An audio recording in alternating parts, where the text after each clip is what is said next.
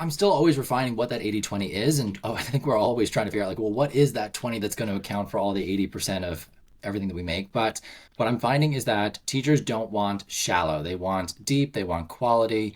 They want something that's going to be this amazing exchange of value. And we know that that's like a core thing when it comes to creating any product or for any business is that the customer has to feel like, yes, that was an amazing exchange of value. And you as the seller have to feel like that was really worth my time as well.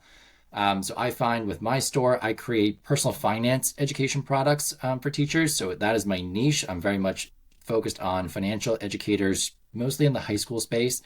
And what I'm finding is that I don't want to create an entire curriculum for them. What I want is for them to have their own curriculum in place, and then they're coming to me when they want something extra, something better. They've identified a part of their curriculum that doesn't really feel great. Students are bored. They wish it was better. They wish it was more exciting or engaging.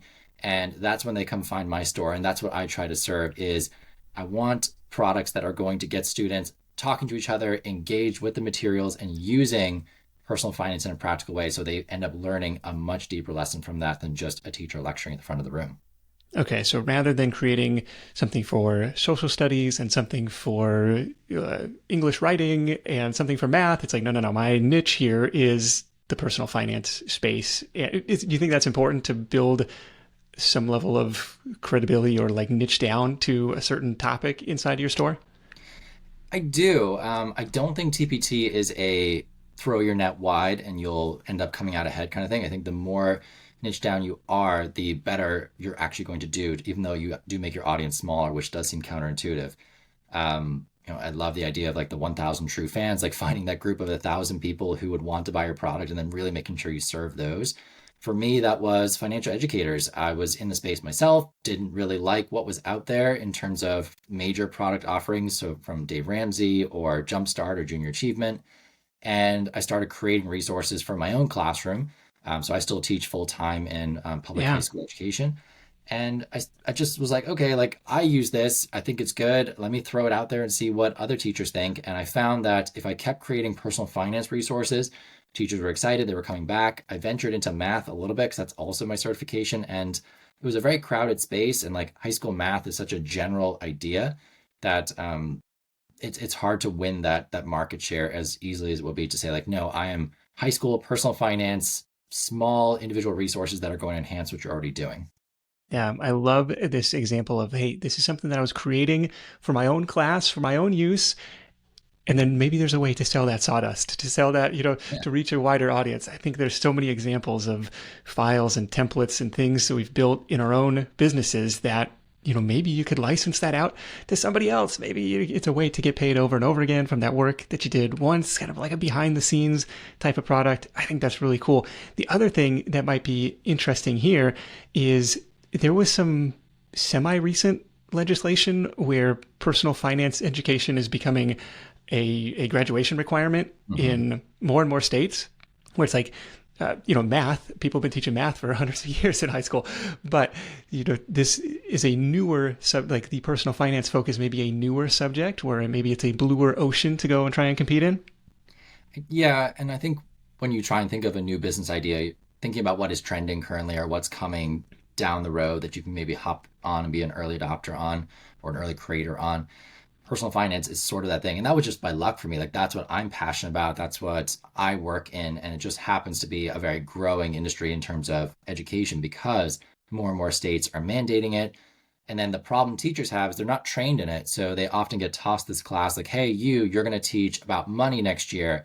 And they're a social studies teacher, they're a math teacher, they're maybe a business teacher, but they've never taught personal finance before. So there's a huge demand for how do I do this? And I Right. need resources that really, really walk me through this very simply because I don't really know what I'm doing. I'm not an expert yet at this content area and I need support. Oh, and it's such a broad topic. And I remember my math teacher in high school, like, he had to teach us exponents anyway. So bless his Mhm. heart, he took it upon himself to teach us about, dollar cost averaging and index funds and, going down this road. And he's like, well, in 40 years, you're going to have, $3 million or something. But you're like, as a high school student, you're like, yeah, but that's in 40 years, right? So it's like, how do you bring this home and make it compelling and interesting and relatable to somebody's like, well, that's not a time horizon that I'm even thinking about. And I Mhm. think you've done a good job with that. It looks like I'm on the Teachers Pay Teachers store. You can find it at fieducator.store if you want to check out some of his listings. A lot of them look like they're almost like gameplay based, where it's maybe a multi-week unit where people can kind of track their, or students can track their progress. Is that kind of how some of these are set up? Yeah, I mean, you start in the beginning, figuring yourself out, especially if you've created digital products before. Like you have to figure out like what your theme is going to be, your niche, the way you want to run things. What are people going to know you for? And I found that I wanted to create things that were three E's: exciting, engaging, and educational. And that's almost my mission for my business. And everything I create has to come back to that. If it doesn't meet those standards, I don't publish it, because I don't want anything subpar quality that teachers are gonna be like, oh, well, that wasn't great. Like, I'm not gonna come back again.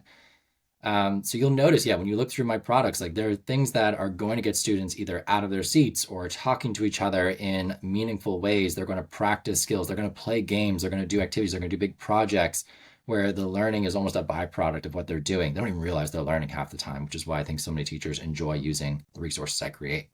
Yeah, if you can sneak it in there somehow, like, hey, we're gonna play this, crossword puzzle game, and never mind that you're actually learning some spelling while we're doing this. But if you can make it fun. Was there any like on Etsy or even like YouTube or blogging, there's like this level of keyword research where I want to go where there's some level of existing demand rather than trying to Mhm. create demand from scratch. Is there any sort of keyword research, volume estimates, competitive estimates that exist for Teachers Pay Teachers specifically, or anything like that that went into the thought process before creating extra products? There's no there's no really useful tool like you might find for Google, or like when you're writing a blog and you can just like feed your article into a plugin and it tells you like, oh, you're perfect for SEO, or no, you should change these Yeah, things. yeah. It doesn't quite exist for TPT. There is a program called Your Data Playbook, which I don't personally use yet. It's one of those things that I think as you grow your store, you level up to the point where you will start using these sorts of tools because they are quite expensive. But that will give you some ideas of like products that you could be doing better on if you change keywords. It doesn't really suggest the keywords for you. It just kind of tells you like, hey, you could be doing better. Um, Really, it comes down to using the search function like you would for Google. It's a search engine at the end of the day that leads you to products. So going into the search bar and typing in like similar phrases to what your product is, seeing what pops up, what are the most Okay. popular resources there, and then yeah, building your keyword bank from that and making sure that's in your title and your product descriptions.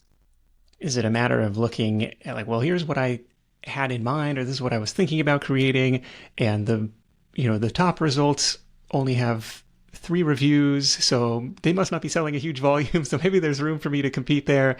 Versus, like, oh, if I see just pages and pages of results that seem to have been there for years and they've sold tons, it's like, well, how am I going to break in as a new seller? I should be doing more of that. I don't. I look at it as what do I need to enhance what I'm doing in my own classroom. So like every time I teach the subject, I'm like, where are the weak points and what needs more? And I'll have a quick look to see if there's anything else exist out there. But I'm not even really looking at TPT that closely to see what the top ranking things are. I think as I start to kind of fill out my product offerings and I feel like okay, I've done a good job at meeting the market need, that I will start refining what I'm doing, really focusing more heavily on SEO and trying to rank higher on those pages. But no, for right now, it's really a case of building what I know I need and what I know my audience needs based on social media feedback, newsletter feedback, that sort of thing. And it seems like most things on here are priced between $5 and $30 thereabouts. So it's Mhm. very much a volume type of game, if I'm understanding that correctly. In my case, yes. As if you browse through other stores, you will see some teachers who go for like an entire curriculum. So this would be what a teacher would use from start to finish to run an entire class. So curriculum, if you're not familiar with the word, start to finish, everything that you would need. And those you can find priced from like 500 to 2,500. Oh my gosh. Yeah, like there's some very high ticket items in TPT. I don't have Wow. those offered yet. For me, it's always coming back to that idea of I'm a teacher myself. My target market is teachers who are usually the buyers in, I would say, 70 to 80% of the case. So they're digging into their own pocket to buy this stuff. And my target market's not the most flush with cash. So Right. I always want to make sure that I'm providing, very one-sided value. What they're getting in terms of product is way more than the 5 or 20 or $30 that they're paying for it in terms of the time that it's going to save them, the stress that it's going to save them, the improvement in their classroom management that they're going to see, and also the performance of the students. So on all those metrics, I want teachers to feel like, you know what, that was an amazing exchange of value for me. Yeah, and it's a low at that price point. It's low friction versus trying to deal with the red tape. Obviously, I mean, the dollars may be there to try and start selling at the district level or the state level. Like, hey, this is mandated by your state government. Now you need to teach personal finance in schools. Like, hey, we've got the proven out system of how to do this. I've been a teacher myself for years and years. Here's what works. We could build out that whole curriculum for you and license it across however many different students or schools. Like, I could see how that would be a much higher ticket than a $6 one-time Mm-hmm. thing. But also, it's like, well, if this is passive, people are just, coming on this website and ordering my stuff, and it's like, well, yeah, this is a longer term sales cycle, much longer term game to play. I did the other side of it. I worked for Choosify Foundation. We created a pre-K through 12 entire curriculum, and we tried to get schools to adopt it. Like, it's free. Just Yeah, just just take it, use it. It's great. And even then, it was such a pain to work with schools because schools are, very restricted in what they can do. Every district is basically its own little island. It's hard to get like a rubber stamp that works across the entire country or even the entire state. yeah, So it's a big challenge versus like teachers are very much allowed to kind of flex within their curriculum and bring in additional resources. So it's sort of like a backdoor in. And maybe eventually I will grow to offer my own curriculum. And at that point, I will have had so many teacher adopters that on the at least the ground level, there will be some support for trying to get something bigger into their school or their district or the state.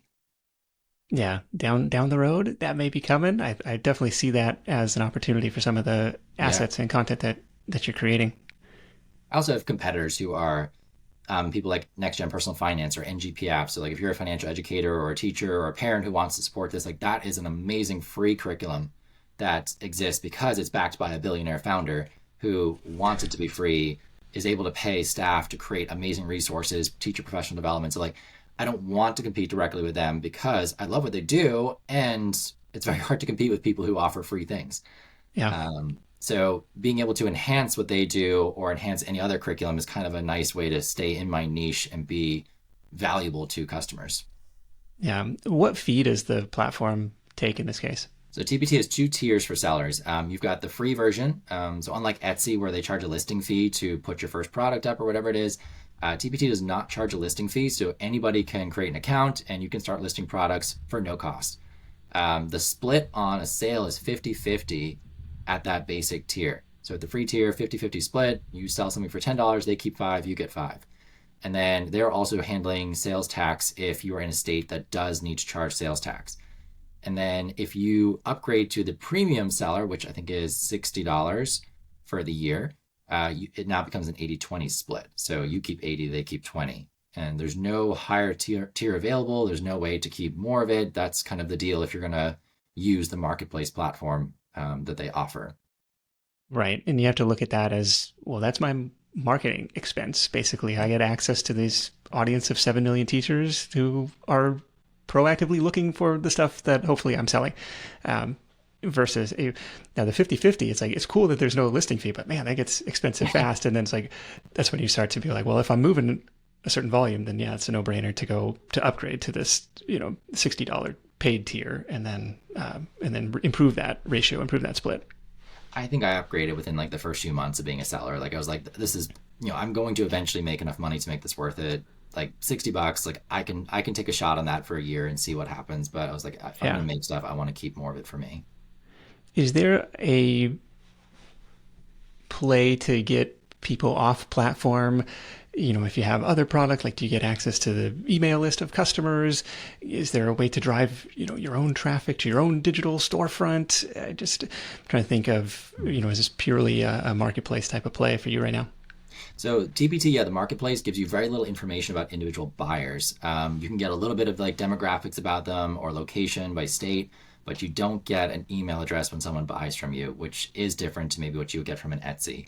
So when it comes to assembling your own email list, you have to think like, okay, what can I embed in the product that would convince someone to give me an email? So a lot of times there's a freebie inside of a product or One of my best lead magnets is like I have my entire 90-day curriculum pacing guide. So if you want to see how this resource fits into what I do in my classroom, you can follow along with me and just give me an email and it gets sent out to you. So trying to find ways to get people to convert from being a TPT buyer to also on my newsletter is a big one. I do go to social media a lot to try and harvest people for my newsletter too. So giving them freebies, looking for product testers, street team people, and they all just kind of slowly trickle in and build up that newsletter, which is much more valuable than the TPT search or the social media platforms can be. Yeah, hopefully they like the product, and now you have a way to get back in touch with them when you're launching something new. Yeah. Otherwise, it's like, well, I made a one-off $7 sale, and now I can't get in touch with that customer Yeah. again.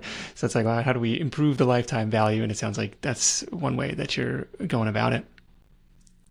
Yeah, and making sure that in the products, like you have those calls to action to come back and leave your reviews or send me an email, let me know what you think, and just any of those touch points are enough to get me an email address and then let me add them to my newsletter, where it does become much more of a return customer scenario. I think once they know, like, and trust you, they're much more likely to come back, especially when a teacher's stressed, they're short on time, they need something. The marketplace is reputable, so that's a great plus. And one part of that 20% loss of sale is for the fact that Teachers Pay Teachers is considered a reputable place to buy something, and that Oh, for sure. they'll make it right if the product you buy is total crap or it's a dud or it's a scam of some sort. Versus like buying something off of maybe an eBay or an Etsy. I don't know how good the customer service would be on that side.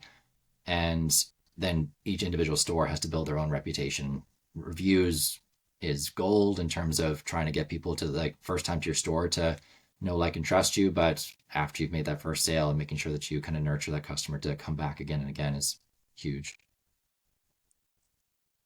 When you were first launching, did you do anything proactive to try and drive traffic, drive those initial reviews to just kind of, this is what we've seen on platform after platform. It's like, if I can give that algorithm a little bit of a nudge, then it starts to work in my favor a little bit more. And sometimes it's harder to get those first sales than it is to get the next 10, where it's like, if I can just, you know, seed my store with a few, warm, happy customers, then the rest starts to work more automatically.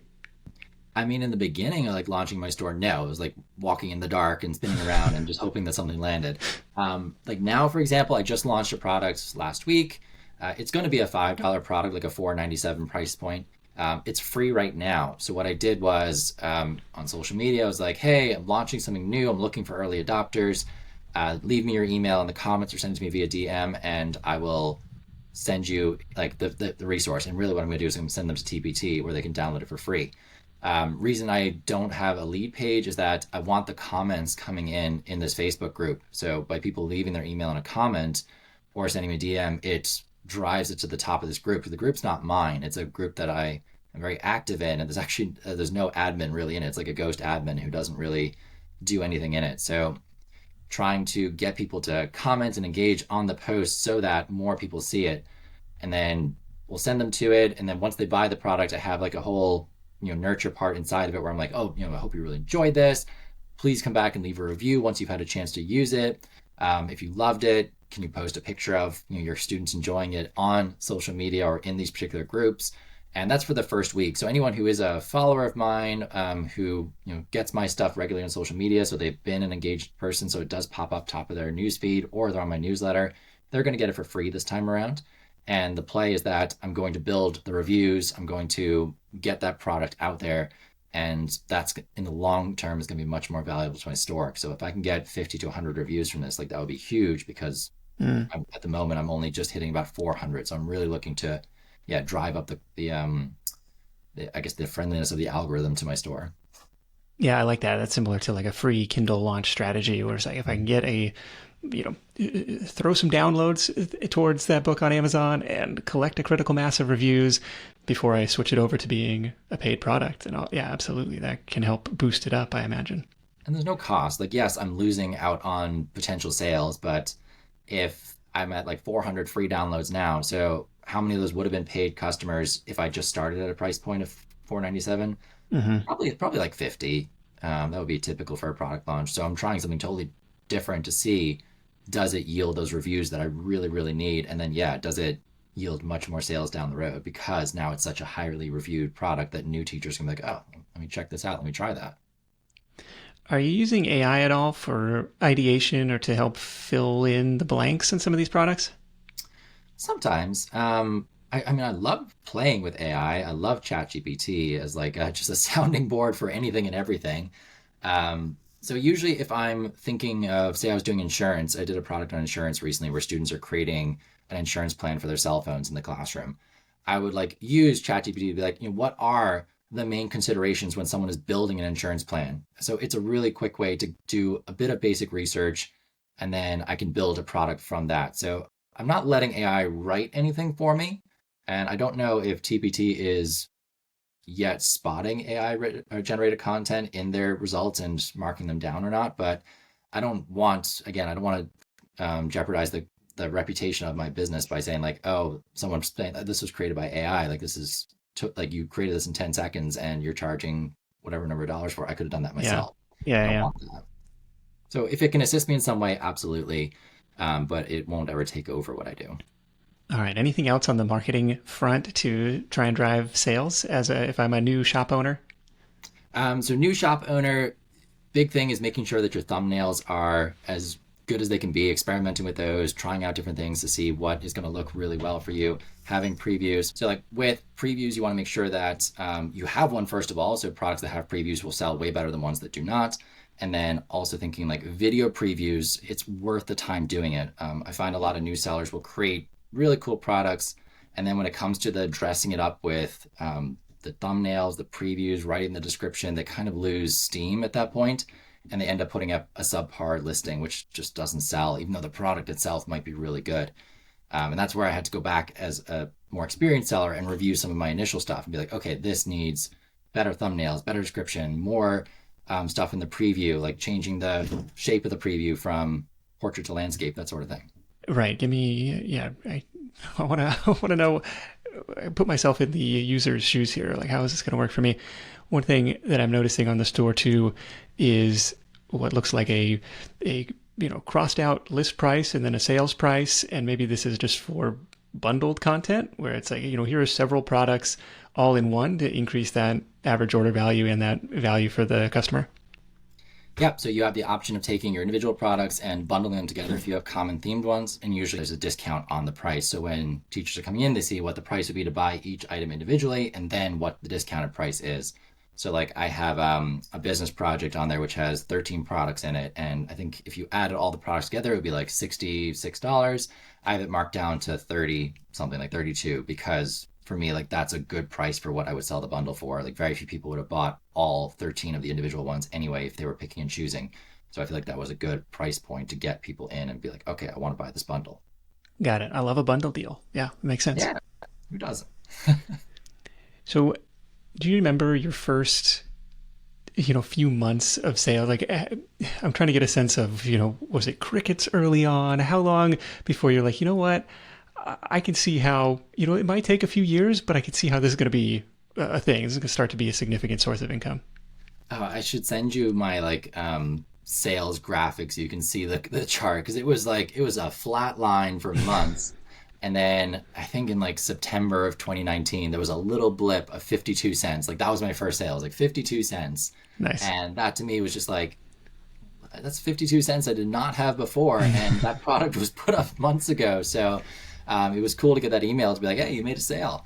And I think that was one of the things that kind of jump started me going back into it and creating more. It was like, okay, like I find someone finally convinced me that they will buy something that I created if I put, the effort in and keep putting myself out there. And so I really came back, started creating more, found that personal finance niche, which really started to take off. And then you start seeing that exponential growth curve that you want to see in a business. And haven't looked back since. It's definitely been a really energizing business so far where like every month seems better than the previous one or comparing to the same point last year, which is what I recommend if you're going to sell in TPT, you compare it to the same month the previous year versus the previous month because teachers go through cycles in terms of when they buy things. So like Yeah, a lot of seasonality for sure. it's like August, September will be the best selling months for most stores when it's back to school. Summer will be super quiet. Getting around the holidays, if you have like holiday themed things, it will go up. If you don't, it might go down. So comparing to the same month the previous year is your best bet when you're trying to figure out like, well, how is my store actually doing?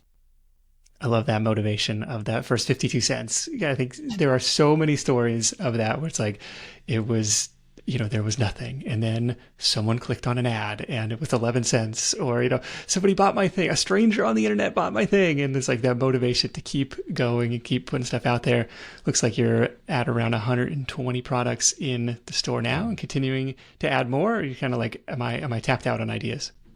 No, I have like a notebook full of ideas and it's just finding the time to work on them. But I always have to remind myself TPT was something that was created as a side hustle, and it was a very intentional choice of business to venture into. Like I've done things like tutoring where I've traded my time, hour for dollar kind of thing.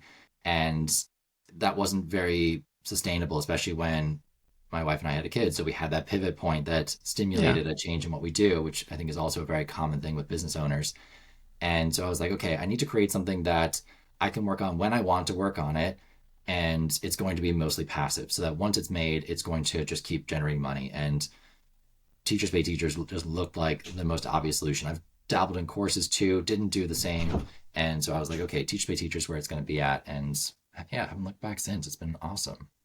Do you find that the products from years ago still continue to sell, or is there a freshness angle to the algorithm? Maybe not to the algorithm, but certainly I think the quality of what I'm creating more recently is better than what I created in the past. And Sure. there are still like my best seller is one of the first products I created. It was called Space Quest. It's a game where students are imagining they're traveling to an unexplored planet and they've decided what they're taking with them on the spaceship. They have a bunch of items to choose from and they go into debates about what stays, what doesn't. And then you tell them there's budget cuts and they now have to remove some of the items that they've already just managed to negotiate with each other to bring. And that continues to be one of my best sellers, and that was probably in my first 20 products I created.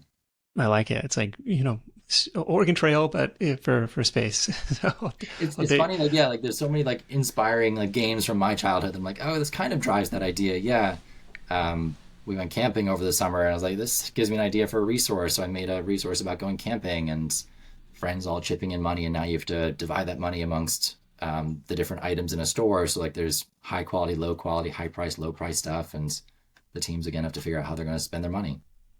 yeah, this is all really cool. Those were some of my favorite activities as a student, where it was, kind of, it was structured as a game where you're like, okay, you're, part of the, you know, new world colonizers, and you've got to figure out, how you're going to allocate your resources on farming versus hunting versus, and all this stuff. I was like, oh, this is kind of cool. So, no, really, really fun what you got built over there and how it will continue to grow by virtue of continuing to adding new products and just the maturity of the platform as more and more people jump on there. So really appreciate you sharing the insights on how all that works.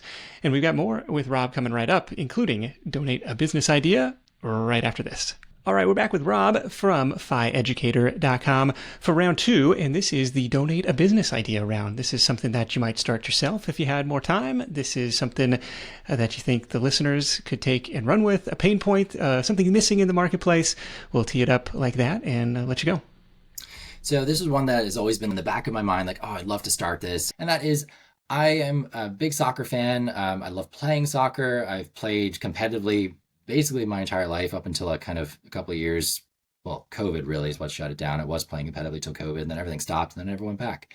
But one of the reasons I miss it is I love being part of that team. I love being part of that kind of group environment.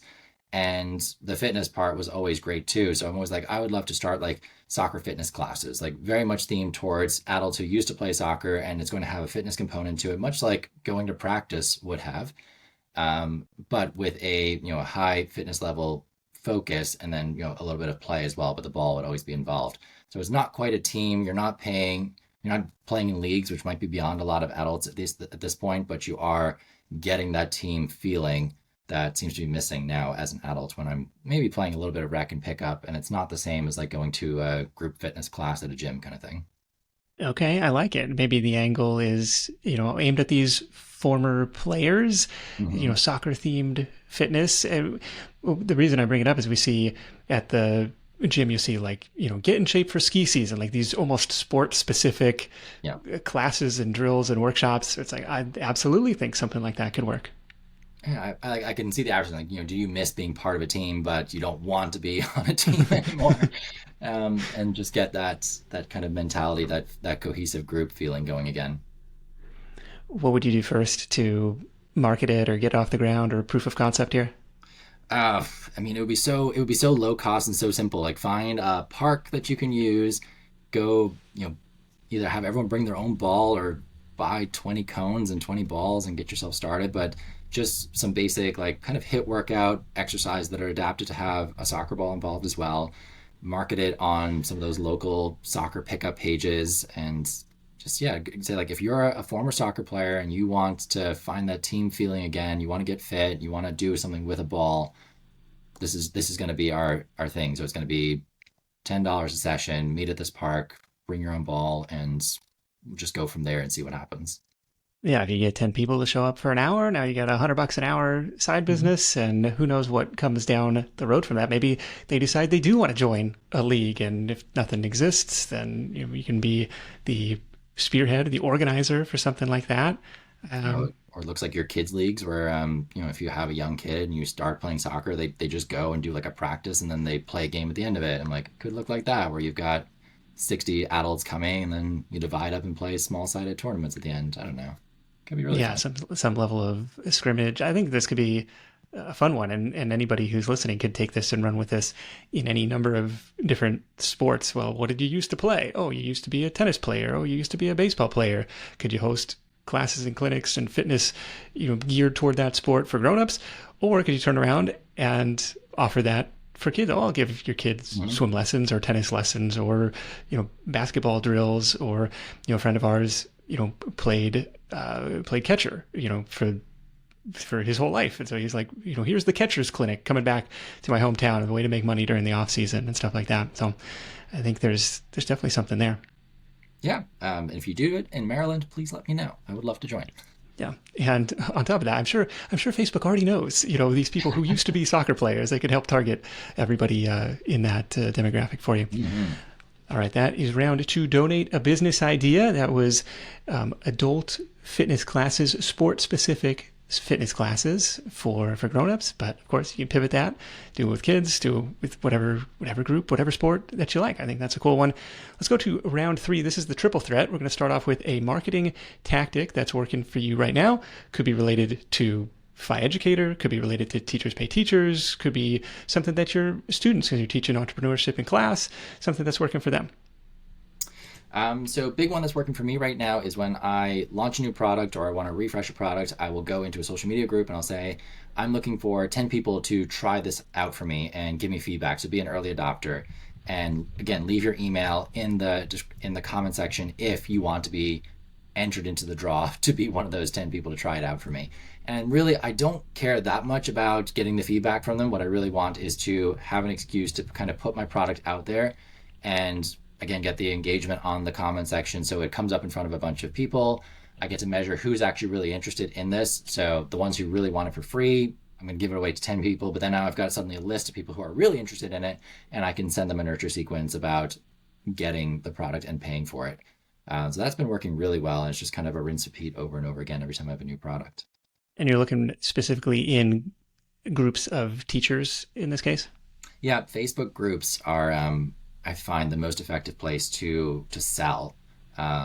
Instagram is I think great for kind of just building trust and maybe a little bit of awareness of who you are and your brand. I don't find that people click over from Instagram very often to buy something, but Facebook groups, specifically teacher groups, and even more again niche groups for those teachers. So like for me, it's the business educators group or a group called Fanatics, so financial literacy fanatics. Mm. Those two groups are amazing for getting volunteers to try stuff out and then also being very interested in what I am selling. And I'll find that I'll get a lot of clicks from Facebook going to TPT, and I'm sure it's coming from those two groups. Yeah, I like this one. It's going where your target customers already are. It is offering something of value is being a member of that community. Like, it checks a lot of smart boxes here. So I think that makes a lot of sense. And you can find a group for just about any target audience that you want to serve. And, of course, play nice by the rules and the moderators and everything else, Mhm. and be of service first. You can't come in and just spam up the place. But it sounds like this one is leading with value. Like, hey, I created this thing. I think it'll help you out. If you want to be among the first to test it, let me know. I'm looking for some early users. It goes down a lot better, I feel like, with teachers than the buy my stuff post. Yeah. Especially like, marketing materials to teachers can feel hard sometimes, and teachers kind of have this almost ingrained culture of freely sharing, and that we're all in this for the service aspect and the higher calling, and we're not doing this to be paid a lot or to make money from it. And it's almost like a toxic culture within teachers. So you can get a lot of pushback when you start trying to market products to teachers and it's not free. They're like, well, why aren't you giving away your best ideas for free and just sharing and being a part of the community? And I always have to look at it like, well, I can give you the free stuff that I create for myself, and it won't be very high quality. It works well for me. But if you want me to put the hours in to make it turnkey for you and amazing for your students, I think that's something that I do get to charge for, and it will be worth your time and your money. And that's something else, because if somebody is in a Facebook group, they're not necessarily expecting to be sold to, but if they're browsing on Teachers Pay Teachers, or they're browsing on some other marketplace, they're going in there with the expectation to spend money. And so it's like a natural fit for that audience. That is the marketing tactic. The second part of the triple threat is a new or new to you tool that you're loving right now. Ooh, okay. New or new to me tool.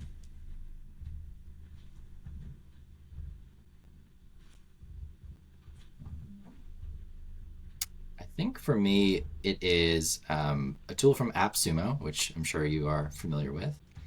And it's called VideoTap. And it's one where I've been able to take a lot of my videos that I've recorded. So I do a lot of recording guest speakers for my classroom and sending that out to other teachers and letting them use it for free. But it lets me break that up into small bite-sized social media clips using an AI tool within it. Produces a caption, produces the what do you call it, closed captioning for it, Okay. and it's an amazing tool. Like, I love it. It's just perfect for taking a video, breaking it up in chunks, and then it's suddenly easy to post as small videos or posts or a blog post or whatever it is. Very cool. Video Tap. We will link that up in the show notes. Currently sold out on AppSumo, but you never know when it's going to be back in stock, and we can absolutely link that up. Cool resource. Thanks for sharing. That's new to me. Awesome.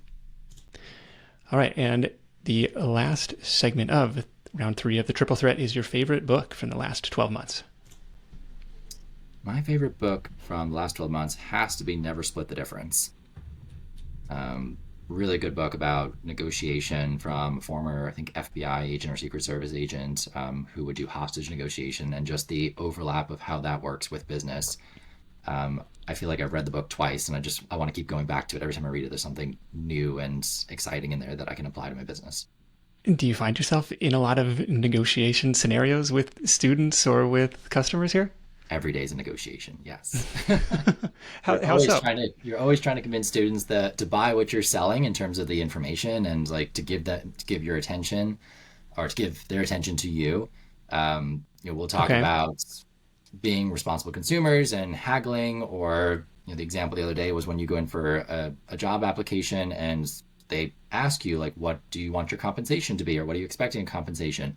Just the human psychology aspect of give them a range and make your ideal number the low end of the range so that they anchor to the high number, and everyone's going to feel like they win. They feel like they've negotiated you down to your lowest amount, and you feel like, well, that's what I wanted anyway. So just a tactic like that I would have been like unaware of until I read that book.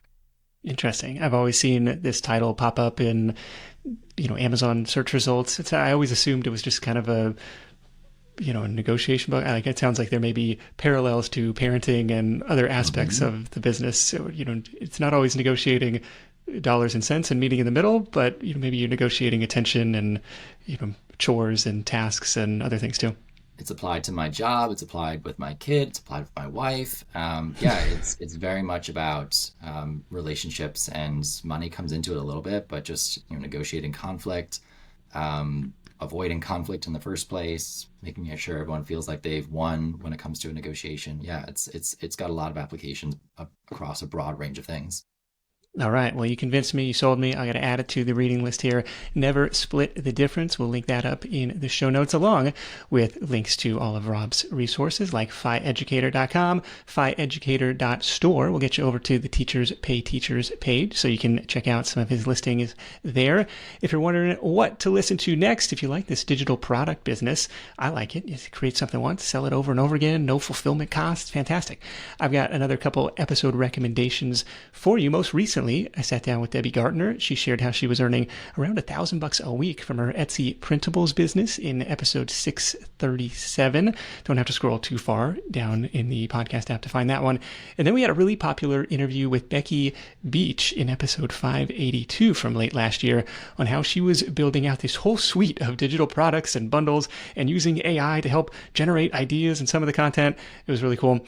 And if digital products aren't your jam, that's okay too. And in that case, I want to invite you to generate your own personalized Side Hustle Show playlist at hustle.show. Just answer a few short multiple choice questions about your interests and goals, and it'll recommend 8 to 10 episodes to start with based on your answers. Again, that's at hustle.show. Big thanks to Rob for sharing his insight. Big thanks to our sponsors for helping make this content free for everyone. You can hit up sidehustlenation.com/deals for all the latest offers from our sponsors in one place. Thank you for supporting the advertisers that support the show. Really does make a difference. That is it for me. Thank you so much for tuning in. If you're finding value in the show, the greatest compliment is to share it with a friend. So fire off that text message to that teacher friend of yours and say, hey, you should totally check this out. Until next time, let's go out there and make something happen. And I'll catch you in the next edition of the Side Hustle Show. Hustle on.